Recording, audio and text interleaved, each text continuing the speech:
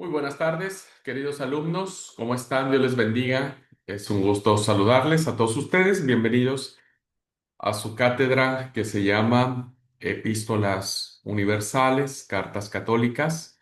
Eh, Hemos considerado que se le da ese nombre porque eh, no van dirigidas a una iglesia en particular, sino que va a abordar a distintas iglesias considerando temas comunes o temas específicos. Así que por eso se le llaman las cartas universales.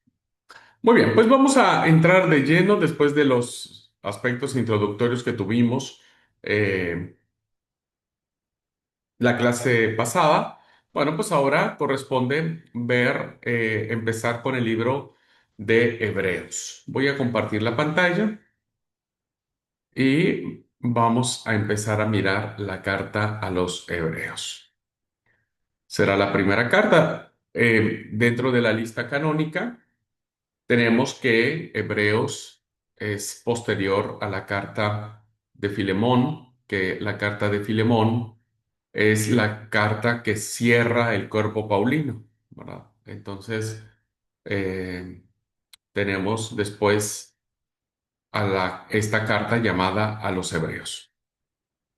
Bien, ¿qué es lo que vamos a ver en este libro? Que lo vamos a ver esta clase y la clase que viene. Bueno, vamos a ver una pequeña introducción. Vamos a ver cuál es el tema fundamental que va a abordar la carta.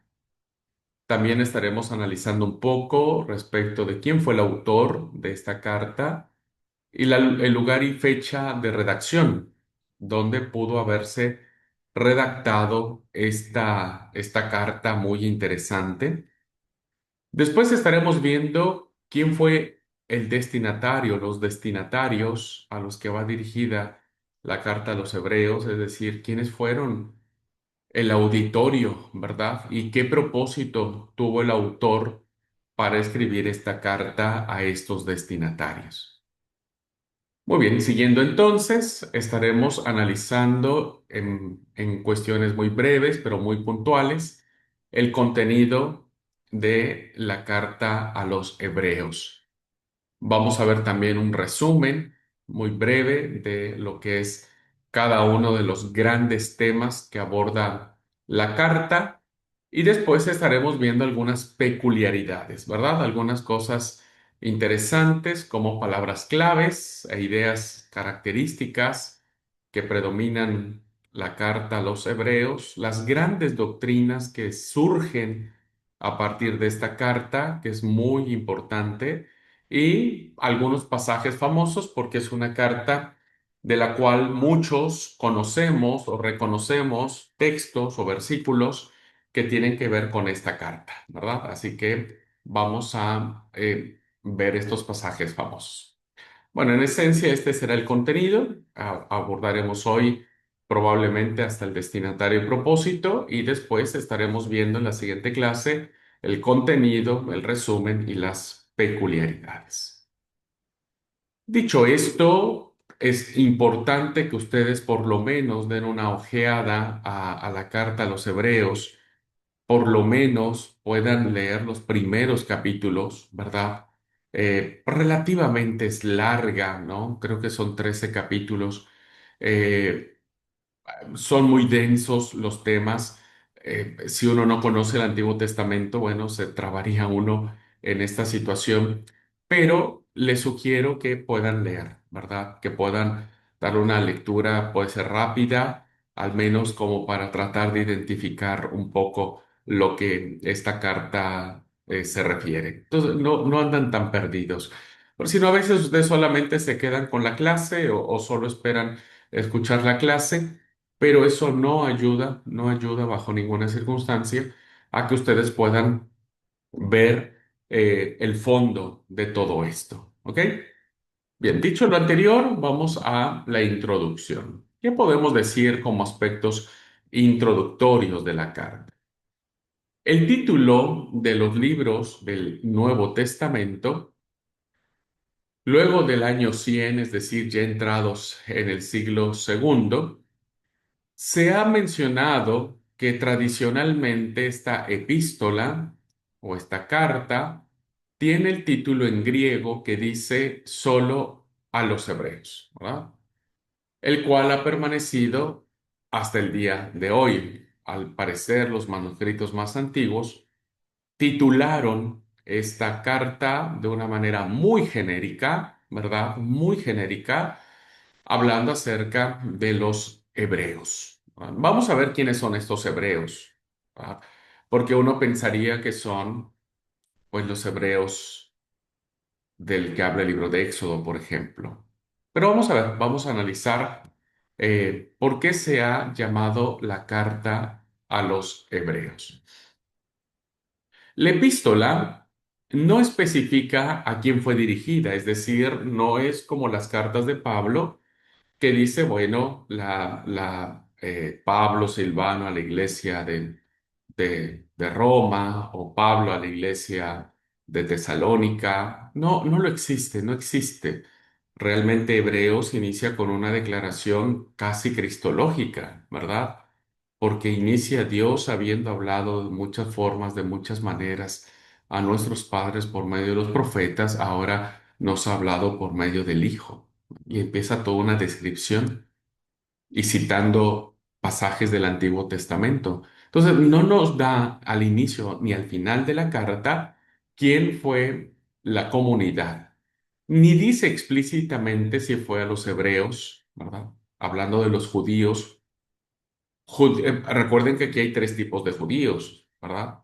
Tenemos los judíos de cepa, judíos que no creyeron en Jesús como Hijo de Dios, judíos tradicionales. Tenemos los judeocristianos, es decir, judíos que nacieron siendo judíos, que se criaron como judíos, pero que aceptaron a Jesús como el Mesías. Y tenemos los judeo-helénicos, es decir, judíos de descendencia judía, ¿verdad? Pero de habla griega y que no vivieron propiamente en Palestina, sino que vivieron en muchas otras partes del mundo. Entonces, no sabemos si cuando se refiere a los hebreos, a qué grupo se estaría refiriendo, o en su defecto, tampoco sabemos si tenía un propósito de escribir a los gentiles. Porque para las fechas en que se escribe esta carta, que ya vamos a ver las propuestas, pues evidentemente el cristianismo ha evolucionado muchísimo. Y un cristianismo no solo compuesto por los judeocristianos, no solo compuesto por los judeohelénicos, sino también por los gentiles. Entonces, no desechamos la posibilidad que aun cuando el nombre esté referido a los hebreos o a los judíos, no desechemos que también pudo haber sido pensado esta carta a los gentiles. Por las referencias a la historia y la religión de los hebreos, es decir, del judaísmo, porque va a citar muchos aspectos que tienen que ver con el sacerdocio de Melquisedec, que tiene que ver con la figura del templo, que tiene que ver con el tema ritual de los sacrificios, etcétera. Bueno, estas referencias a la religión judía, y ya que no aborda ningún tema o práctica particular de los gentiles, es decir, es cierto, el libro no toma referencias del gentilismo como si lo hace Pablo, ¿verdad? Porque las cartas de Pablo, la mayoría de ellas fueron iglesias gentiles. En este caso no, la mayoría son dirigidas a los judíos. Por lo tanto, el título se ha mantenido tradicionalmente como Hebreos, pensando que fue dirigida a los judíos. Vamos a ver las propuestas que hay, porque si bien es cierto, toca temas de carácter judío, eso no significa que los gentiles no hayan, a través de su conversión, no hayan empezado a leer las escrituras antiguas. Sobre todo si recordamos que el cristianismo acepta y adopta las escrituras antiguas como palabra de Dios. Entonces, no podría ser descabellado pensar que alguna parte de la carta a los hebreos pueda estar pensada a los gentiles. Aunque precisamente porque el capítulo 13, ¿verdad? Muestra un carácter epistolar, un carácter generalizado, el capítulo 13 de la carta.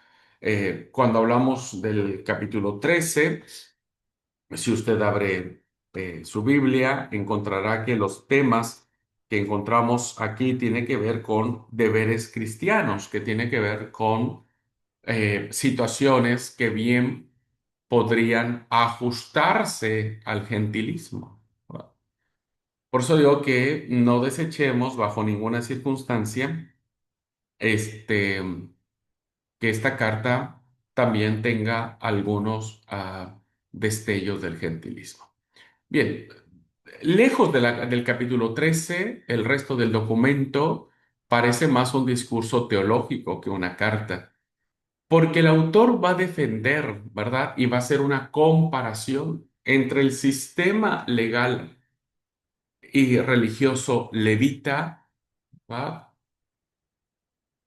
Con el sacerdocio nuevo que es abierto, que es inaugurado por Cristo. Entonces, va a haber una defensa muy fuerte de algunos temas de la carta que el autor va a defender. Y lo vamos a ver en el transcurso de la clase. Bueno, vayamos entonces al siguiente punto que tiene que ver con el tema central de Hebreos. Si nosotros pudiéramos esgrimir en una frase, en una idea generalizada, hacia dónde se dirige el autor de la carta, su pensamiento, bueno, habría muchas alternativas, pero les propongo esta, ¿verdad? ¿Cuál es el tema central? ¿Cuál es la tesis que va a defender el autor? La infinita superioridad del cristianismo.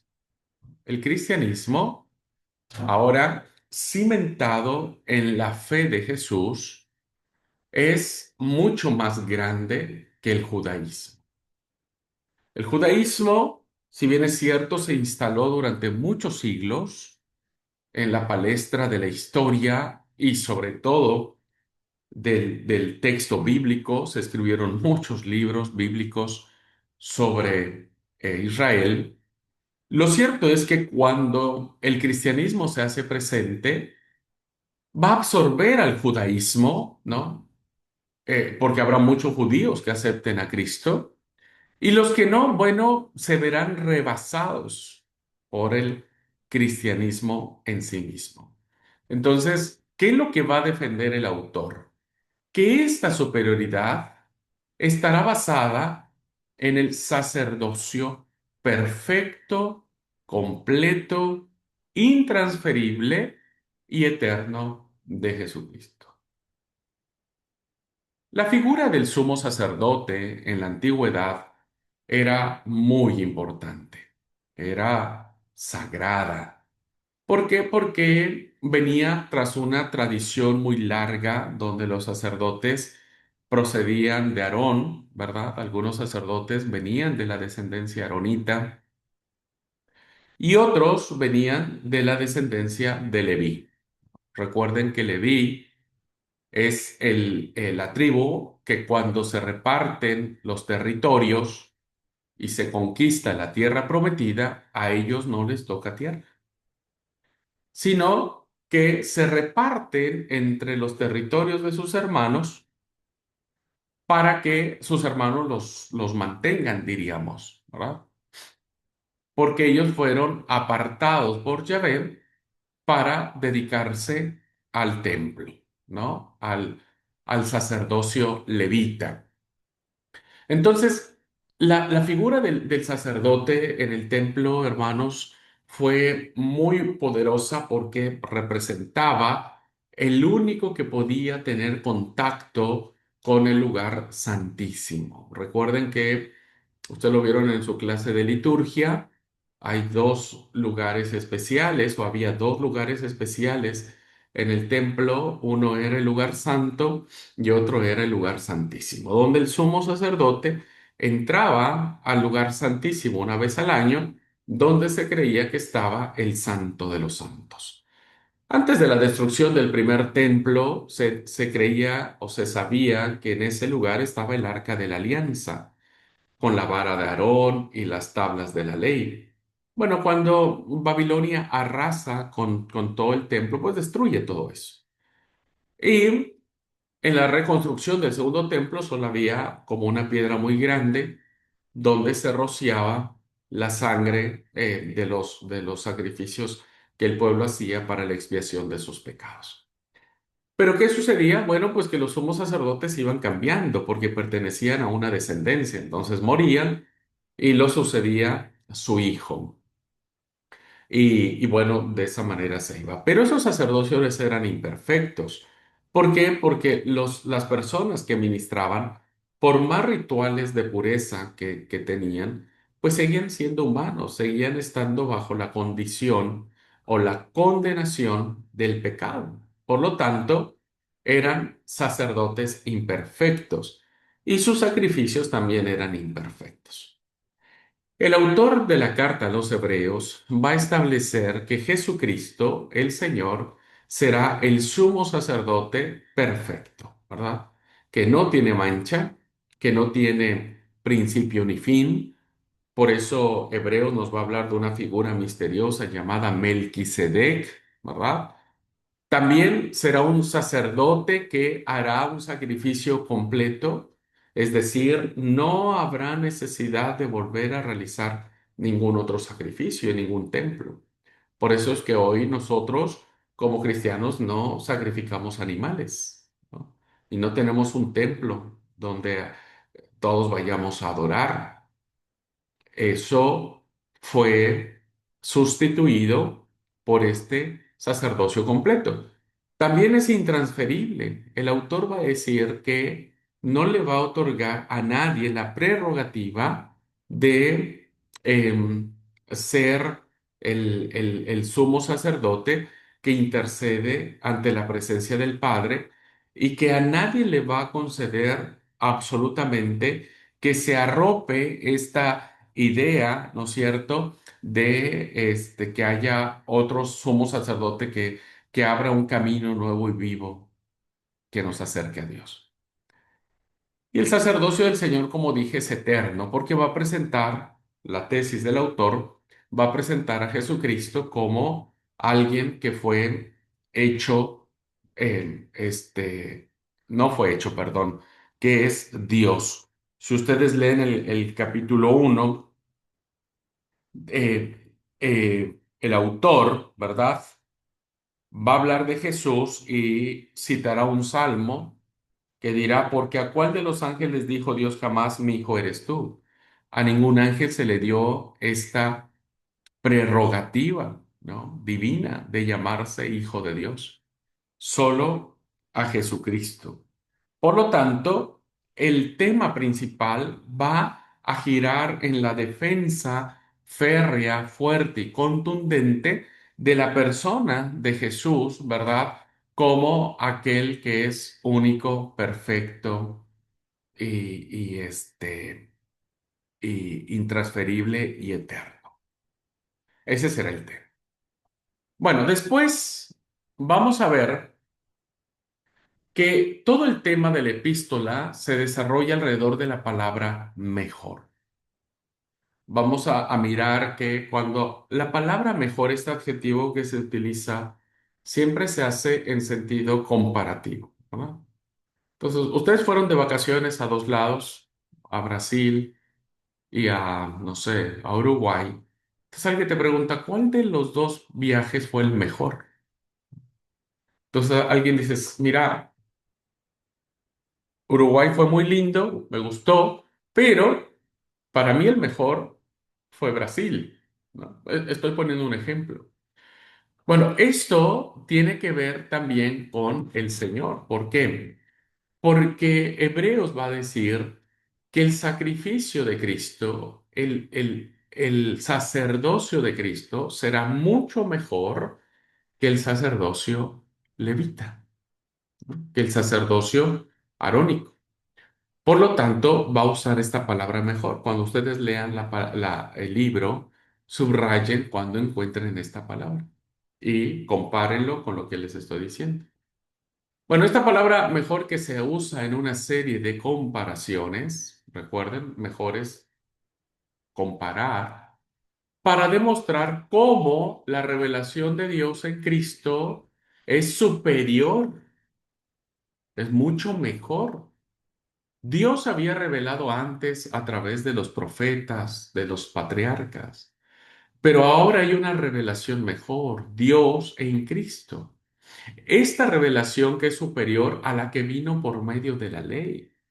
Durante muchos años o muchos siglos, el judaísmo sostuvo su fe en la Torá, en los primeros 5 libros de la Biblia. Y le dio mucha importancia, mucha validez. El judaísmo le dio una sacralidad impresionante al libro de Levítico, porque Levítico tenía todas estas indicaciones que tenían que ver con los sacerdotes, con sus vestiduras, con su quehacer litúrgico, con sus rituales de purificación, etcétera. Entonces, para el judaísmo, ¿no? El hecho de mirar el sacerdocio levítico, decían, no hay nada mejor que esto. Y el autor a los Hebreos dirá, híjoles, lamento contrariarlos, pero sí hay algo mejor que esto y es Cristo el Señor. Así que el gran tema de la carta a los Hebreos, el gran tema, es que Jesucristo ha completado en un nuevo pacto todo lo que el antiguo pacto había iniciado. Es mejor el nuevo pacto que el antiguo pacto. El antiguo pacto, recuerden que fue esa alianza que Dios hizo con el pueblo de Israel en el monte Sinaí.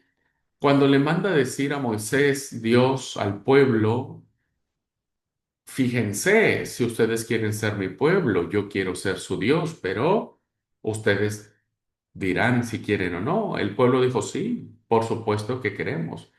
Nosotros seremos tu pueblo y vos serás nuestro Dios. Ese fue el pacto. Esa fue la alianza. Pacto y alianza que el pueblo rompió constantemente. Ahora, cuando nosotros vemos a Jesucristo en el nuevo pacto, nos damos cuenta que Dios no hizo un pacto con nosotros, no nos preguntó, ¿verdad? Sino que fue una muestra gratuita de su amor. Él se dio por nosotros, para que entonces, por más de que nosotros hagamos lo que hagamos, el pacto está salvaguardado.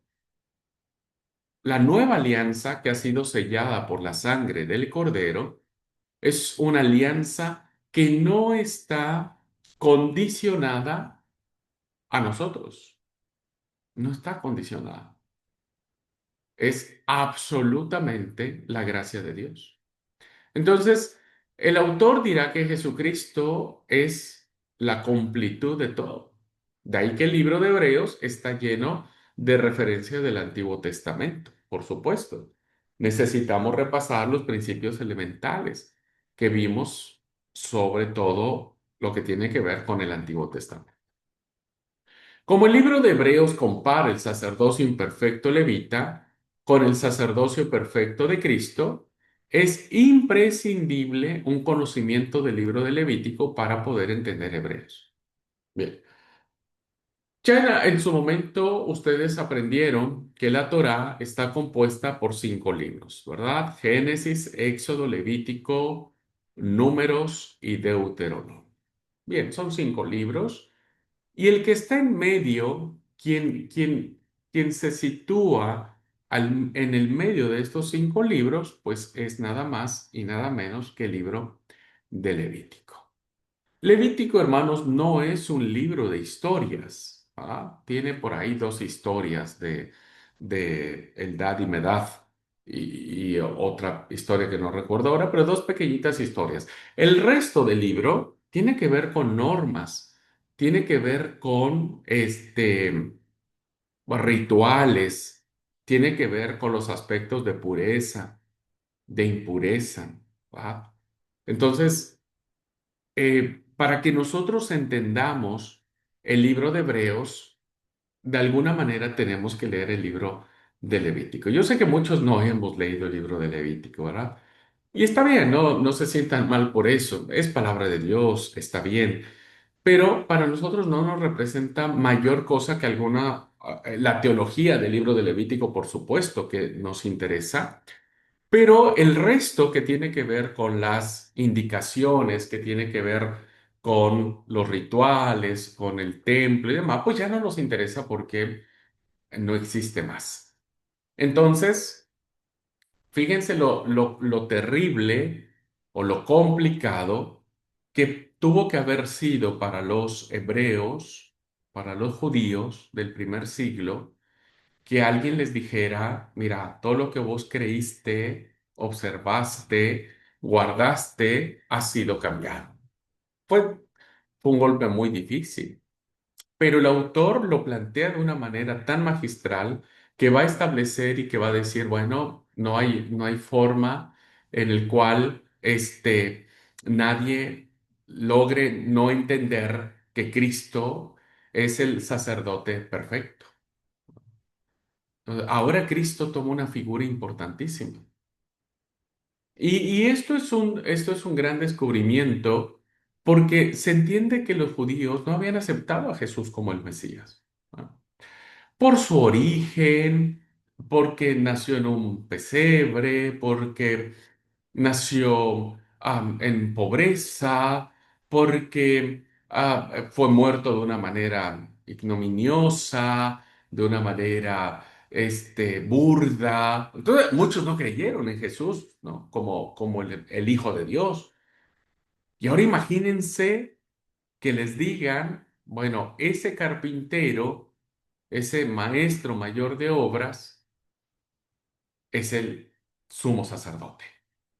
Es inconcebible, ¿no? Es como perdóneme la comparación que voy a hacer, pero es como ver a un hombre de ciudad trajeado con un traje de $5,000, apuesto todo, con toda la presencia de ser alguien importante, y no sé, un tarefero, qué sé yo, un obrero, ¿no? Que va con ropas manchadas, sucias, no de marca, etcétera. Bueno, imagínense que eso habrían sentido los judíos al decir, bueno, Jesús nunca fue así, con toda la pompa y la parafernalia que tenía un sumo sacerdote. Pero el autor de los Hebreos lo va a defender.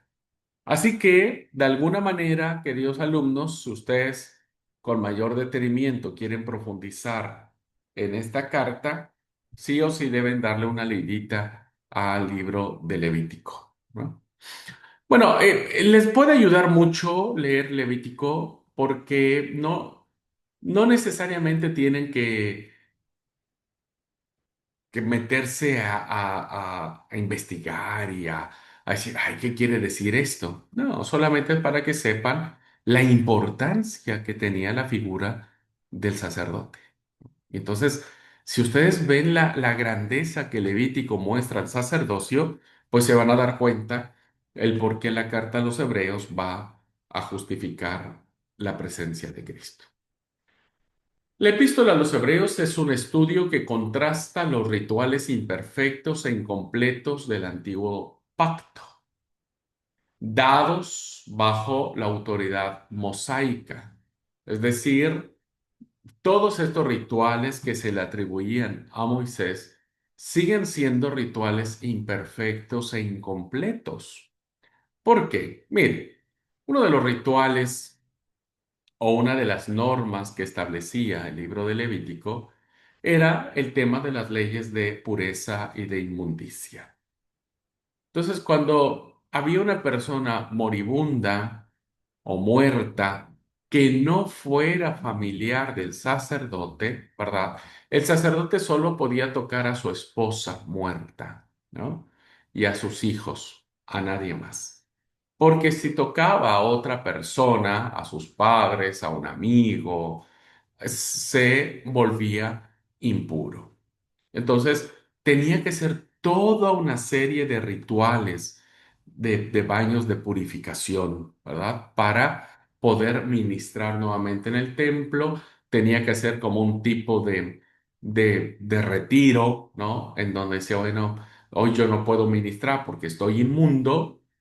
Y eso era la imperfección que representaba la ley mosaica y los rituales mosaicos, ¿no? Cuando el Señor Jesús viene, ¿qué es lo que pasa?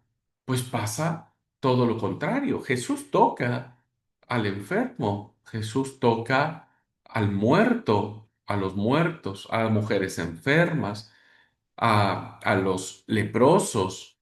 ¿Por qué? Porque Él es el sacerdote perfecto, ¿verdad? Comparar, recuerden que siempre la palabra mejor es mejor este sistema del nuevo pacto que el antiguo pacto dado bajo la ordenanza mosaica, con la provisión infinitamente mejor del nuevo pacto ofrecido por el perfecto sumo sacerdote. Aquí habla de la perfección. Jesús no necesita purificarse, no necesita hacer cosas para limpiarse si tiene que tocar el pecado. El unigénito Hijo de Dios, el Mesías Jesucristo, se convierte en el camino nuevo y vivo, ¿no? Un camino nuevo, un camino vivo que nos abre el acceso directo al Padre, ya sin sacrificios, sin tener que entrar al lugar santo, santísimo. Ahora, por Jesucristo, ustedes y yo tenemos acceso incondicional e irrestricto a la presencia de Dios. Bueno, ese será entonces el tema central que nos regalará la carta a los hebreos. Lo vamos a ver después en la siguiente clase con mayor detenimiento cuando ya veamos en específico algunos pasajes. Bueno, sobre el autor y la fecha. Siempre en el ámbito de la academia, pues los eruditos tratan de establecer estos principios que pueden ser interesantes, ¿verdad?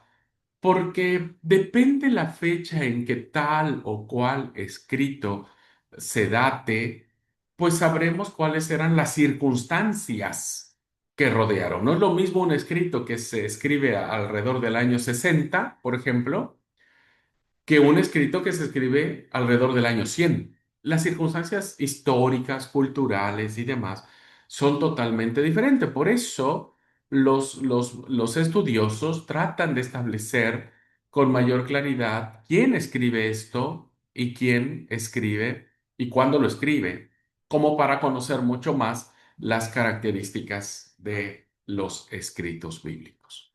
Bueno, vamos a ver el primer tema que tiene que ver con el autor.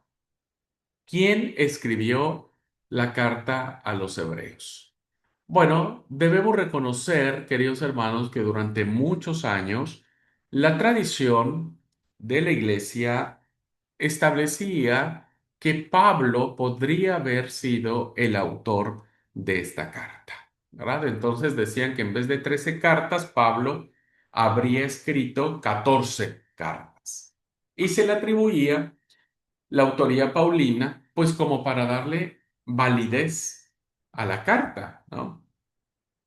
Recuerde que los textos bíblicos tenían como característica, para ser aceptados como canónicos, pues que estuviera relacionado con algún personaje famoso, un discípulo de Jesús o alguien muy cercano a Jesús.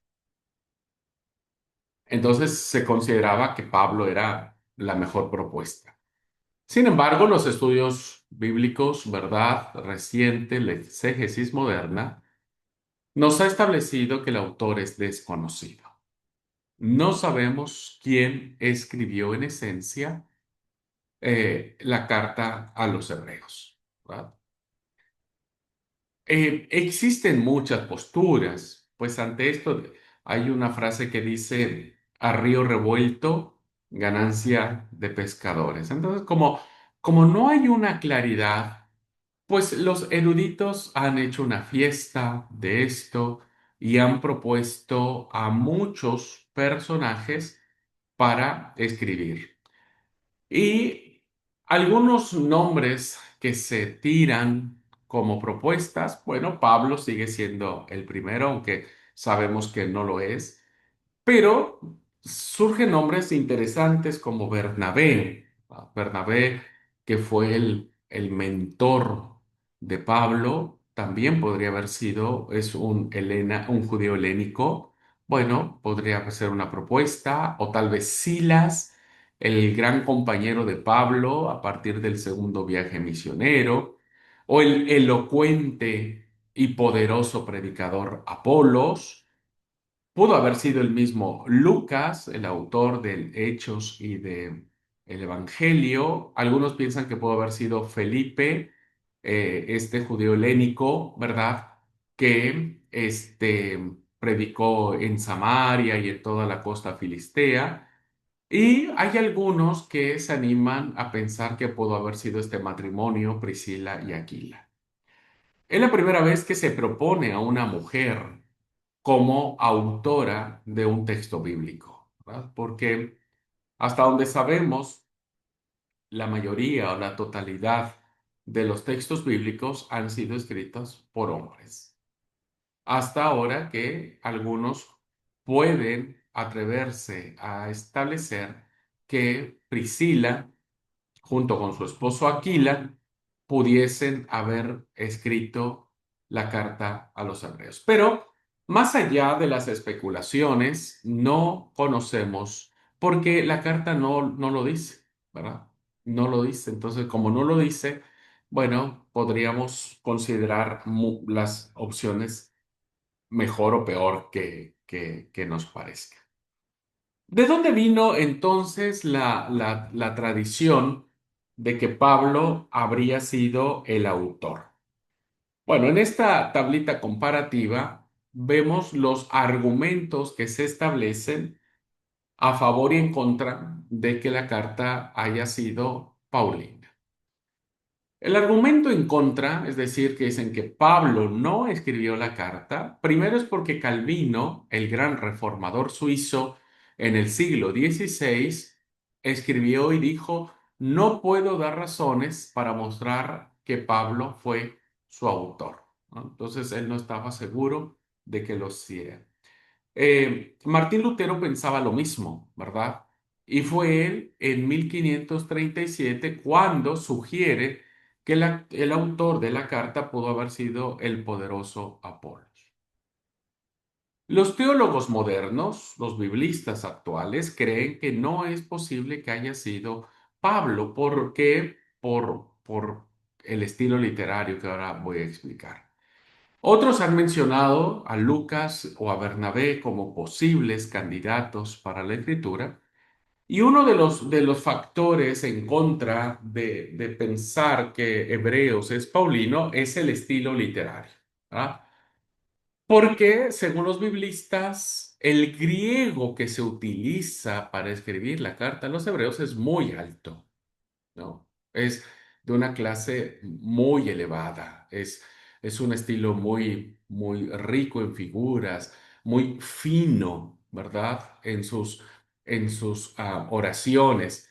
Y cuando nosotros leemos la carta de Pablo, pues Pablo era mucho más llano, mucho más claro, mucho más directo, mucho más con sus exabruptos que a veces Pablo maneja, ¿no? Por ejemplo, en Corintios, cuando le dice, bueno, yo voy a ir allá y les voy a dar una laciada a todos ustedes.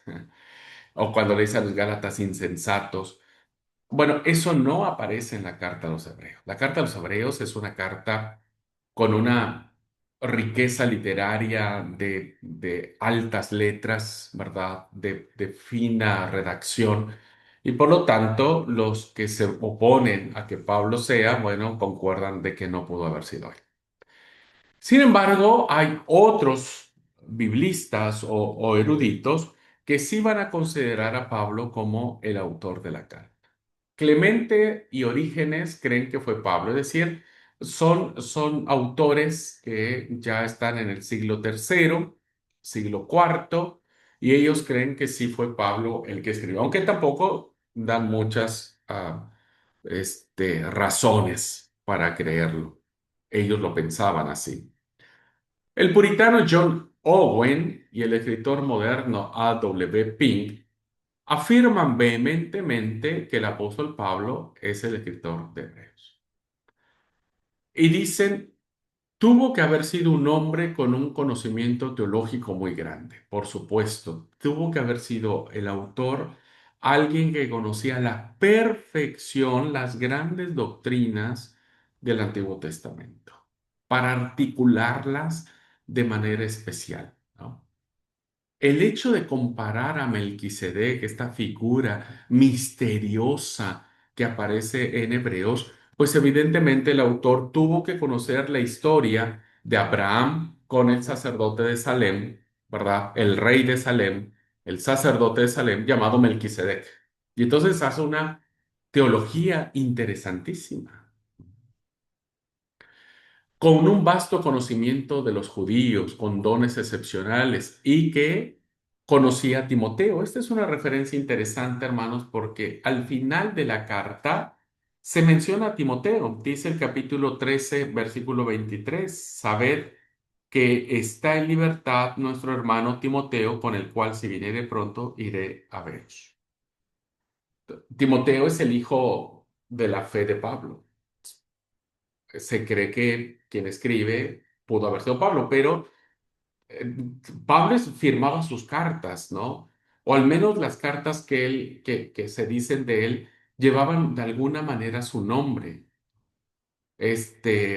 Aun cuando fueran cartas deuteropaulinas, siempre se identificaba con Pablo, pero Hebreos no. Hebreos no hay una referencia. Lo más es que conocía a Timoteo, pero Pablo no era el único que tenía relación con Timoteo. Timoteo era un pastor muy querido, muy famoso en Éfeso. O sea, Timoteo tenía ya su propio nombre hecho. Así que bueno, tampoco sería. Otro argumento dice que Lucas pudo haber traducido al griego lo que Pablo escribiese en hebreo. Clemente lo plantea así, pero los eruditos concuerdan que los manuscritos más antiguos que se tienen no hay rastros de que haya sido una traducción, porque cuando es una traducción inmediatamente se identifican los trazos de una traducción. Entonces los eruditos dicen no hay evidencia de que haya sido una traducción, es un escrito que nace a la luz solo. Y otro elemento es que Pablo quizás omitió su nombre porque los hebreos estaban predispuestos con él. Bueno, eso tampoco podría ser tan así, porque no todos los judíos estaban predispuestos con Pablo, evidentemente, ¿no? Pedro, aunque Pablo no era su gran amigo ni su héroe, pero Pedro reconocía a Pablo, ¿no? O sea, Pablo no tenía miedo de los judíos. Imagínense si Pablo le enfrentó a los judíos como pudo y no le tenía miedo. O sea, tampoco iba a tener miedo y no iba a tener problema por escribir esta carta. No habría razón para omitirlo. Por lo tanto, queridos alumnos, nos vamos a efecto de esta cátedra a inclinar que desconocemos el autor de la carta a los hebreos. Pero no importa, no importa quién fue el autor. Lo que sabemos que fue un autor muy capo, decimos aquí en Argentina, muy capo, un autor con una sabiduría y una inteligencia de primer nivel, que nos regala una carta muy bien elaborada, hilvanando teologías muy antiguas. Así que tiene todo nuestro reconocimiento el autor de la carta a los hebreos y sobre todo porque creemos que estuvo bajo la inspiración del Espíritu Santo. Bueno, saltado esto y que llegamos a la conclusión de que para efectos de de esta clase no conocemos quién es el autor de Hebreos, Vamos a ver un poco la fecha. Algunos biblistas van a establecer como fecha de redacción entre el 65 y el 69 después de Cristo. Lo van a situar antes de la destrucción del templo de Jerusalén. Bueno, no fue temprano esta carta, no fue temprano, no fue una carta muy temprana en esta propuesta. Menos del año 70 no fue, porque hay un texto en Hebreos que dice, porque debiendo ser ya maestros después de tanto tiempo, ¿no? Esta expresión de tanto tiempo nos hace pensar que no es una carta de la primera generación de cristianos, sino puede ser una a la segunda, incluso hasta la tercera generación. Otro punto que nos establece la misma carta en el 1032 es que la iglesia o los destinatarios de la carta tenían tras sí un largo pasado de persecuciones. Recuerden que las persecuciones se dan a partir del 70 en adelante. Y dice el capítulo 10 versículo 32, pero traed a la memoria, como pensando de días muy atrás, muy antiguos, los días pasados en los cuales, después de haber sido iluminados, sostenidos, encausados, sostuvisteis gran combate de padecimientos. Es decir, parece ser que la iglesia ya pasó la época de la crisis, ¿no?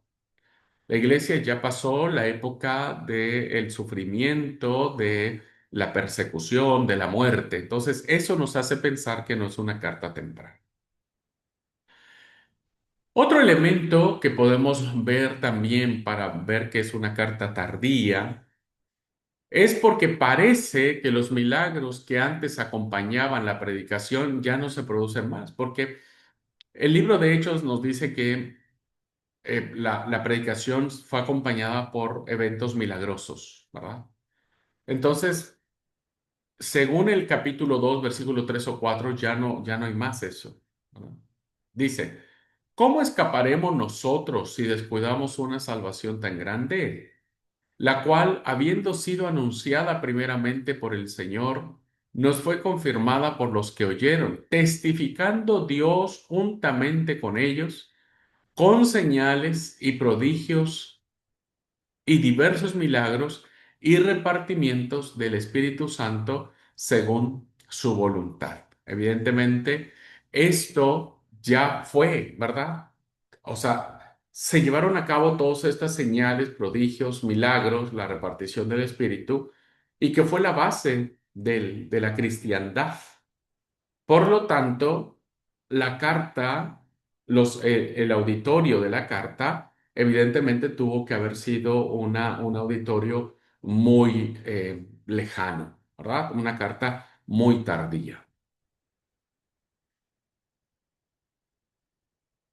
Así que no pudo haber sido antes del 65, 69, no pudo haber sido antes por estos elementos que nos plantean ya la carta misma. Pero tampoco pudo ser después del 70, ¿verdad? Después del 70. ¿Cuáles son los argumentos para creer que la carta fue escrita en este periodo del 65 al 69?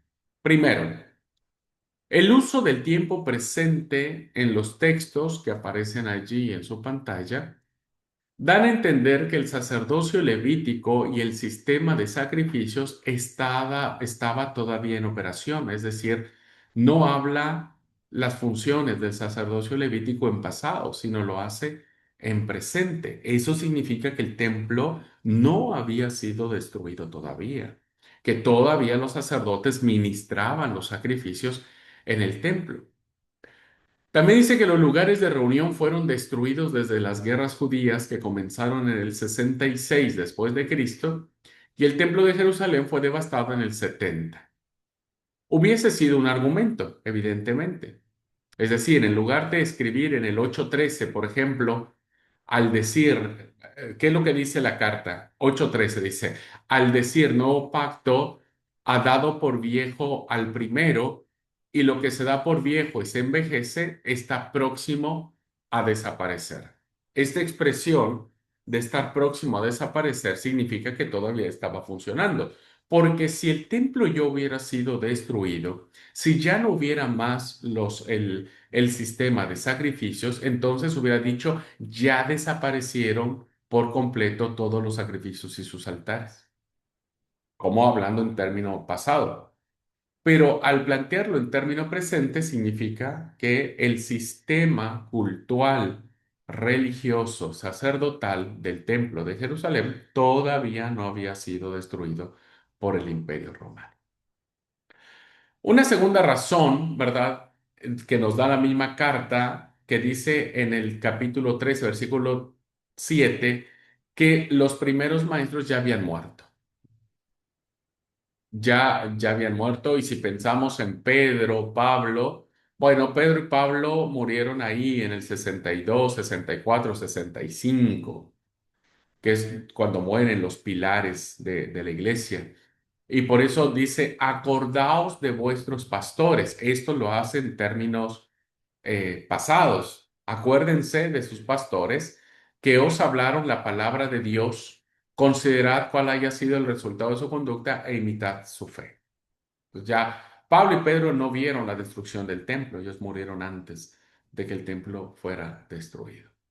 Y una tercera razón que nos permite saber que la carta no pudo haber sido escrita más del 70 es que además notamos que Timoteo había sido libertado de la prisión. Por la carta a los hebreos nos enteramos que Timoteo también estuvo preso. Esto no sucedió en las cartas de Pablo. Pablo nunca mencionó a Timoteo preso, ¿no? Pero sí la carta a los hebreos. Y que la persecución estaba siendo cada vez más severa, según dice el capítulo 10, capítulo 12, capítulo 13. Bueno, pensar en esto nos da a entender que podría acotar la fecha posible de escritura entre el 66, 65 al 61, ¿no? Así que los eruditos han tratado de establecer como parámetro, aunque no sabemos la fecha exacta, pero como parámetro, no menos del 65, no más del 70. Muy bien. Ahora, veamos un poco quiénes fueron los destinatarios. Y hay tres grandes grupos que la misma carta nos lo explica. Primero, hay un grupo que se llaman los judeocristianos, ¿verdad? Es decir, es el grupo principal al que se dirige esta epístola, pues es un grupo que está compuesto de judío-cristianos que sufrieron rechazo y persecución de sus vecinos judíos inconversos. El capítulo 10, versículos 32 al 34, dice así. Pero traed a la memoria los días pasados, en los cuales, después de haber sido iluminados, sostuvisteis gran combate de padecimientos. Por una parte, ciertamente, con vituperios, es decir, con mala fama y tribulaciones, fuisteis hechos espectáculo, o sea, los agarraban de burla, ¿verdad? A los destinatarios, eran una burla para los demás. Dice, y por otra, llegasteis a ser compañeros de los que estaban en una situación semejante, porque de los presos también os compadecisteis y los despojos de vuestros bienes sufristeis con gozo, es decir, les sacaban todo, ¿verdad? O sea, dice, vos te volviste cristiano, bueno, te sacamos todo y le quitaban sus bienes. Dice, despojo de vuestros bienes sufristeis con gozo, sabiendo que tenéis en vosotros una mejor y perdurable herencia en los cielos. Así que esta idea de que los judeocristianos y judíos que hablaban hebreo, arameo y que habían aceptado a Cristo, bueno, estaban a merced de los judíos tradicionales. Los maltrataban, los vituperaban, les quitaban sus bienes, los insultaban, se burlaban de ellos, etcétera, etcétera. Aunque no llegaron a ser martirizados, eso sí, no llegaron a ese grado, porque es el capítulo 12, versículo 4. Porque aún no habéis resistido hasta la sangre, no habéis resistido hasta la sangre, es decir, no llegaron al punto de tener que ser perseguidos, asesinados, muertos y demás. Este primer grupo de destinatarios tiene que ver con estos judíos de habla hebrea. Por lo que esta carta les daría ánimo y confianza en Cristo. Les diría, ustedes creyeron bien, no se crean de lo que sus hermanos, su familia, que son judíos, les está diciendo, no se crean. Tengan ánimo y confianza en Cristo, su Mesías y sumo sacerdote.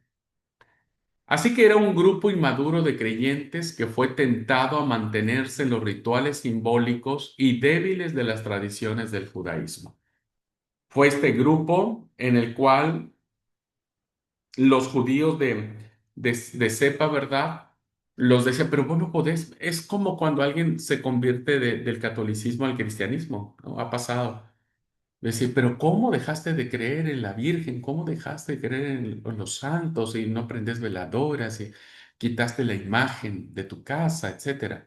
Bueno, así estaban siendo atacados estos judeocristianos que por haber abandonado las tradiciones mosaicas se veían sometidos a una presión muy fuerte, muy dura de los judíos tradicionales para que volvieran a sus costumbres anteriores, ¿va?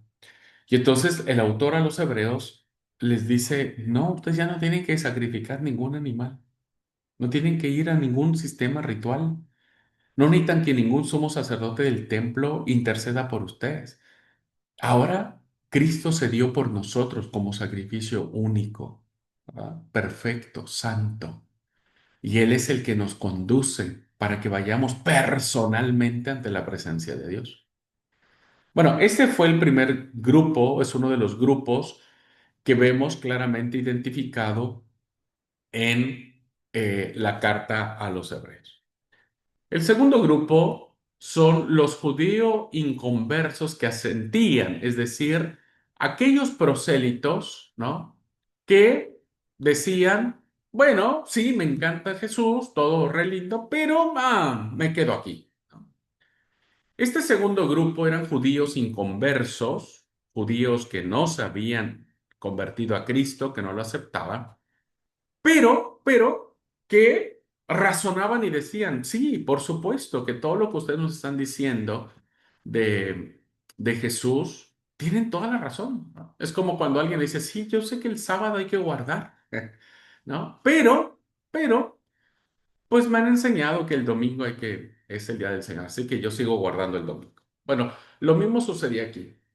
Había este grupo de judíos, ¿verdad?, que estaban convencidos de que el Evangelio era bueno, pero no habían depositado su fe en Jesucristo como Señor y Salvador. No se habían convertido a Cristo.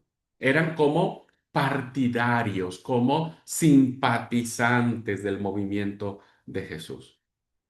Ellos asentían intelectualmente a la fe del Evangelio. Sí, tienen razón. Todo lo que ustedes están diciendo tiene razón, porque se dijo de Jesús en las escrituras antiguas, porque hablaron los profetas, por mil cosas, pero no nos convertimos, ¿no? Es como cuando alguien dice, sí, yo creo todo lo que vos me decís, pero yo no quiero ir a tu iglesia. Bueno, más o menos era así. No, espiritualmente no estaban comprometidos.